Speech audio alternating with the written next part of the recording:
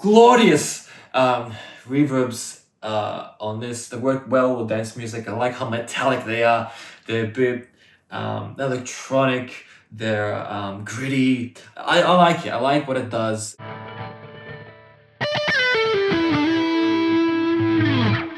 What we're doing now is we're thinking, okay, we have this cue point, but there's a transition coming, so we can't spend too much time on this. We've got the cue point. All I wanted to do was get this next track just fundamentally ready. What I mean by that is just get the track loaded up. Select your cue point and just have it there, ready to go.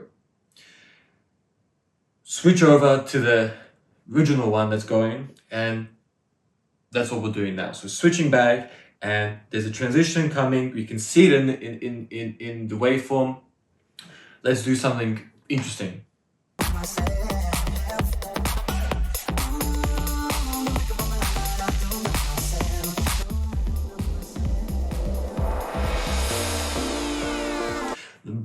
Glorious reverbs on this. They work well with dance music. I like how metallic they are. They're a bit electronic. They're gritty. I like it. I like what it does in the live setting, and the effect module really is a nice feature where you can use your finger to adjust and modulate things really nicely. I think that's really cool. You know, this reverb is almost like a filter, which is fantastic. You press down on it, and it can like almost suck everything up, and then you can build up and just release, which is so cool. I love using that. Not like super often, because obviously you lose its charm, but once, maybe pushing 3 times in the full mix, can be really cool and be great for your audience to listen to. So fantastic feature. I recommend you trying it out if you have those effects available. If they're still available on the super new models, I'm not sure.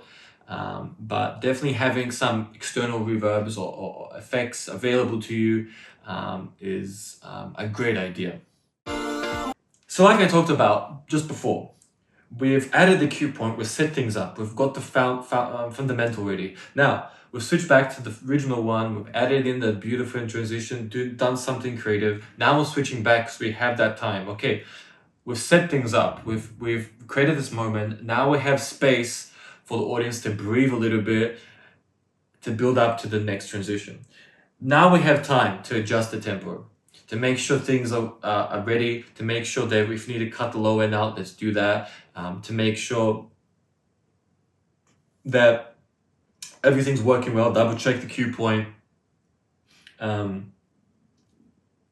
Let's figure out, do we need to add any effects?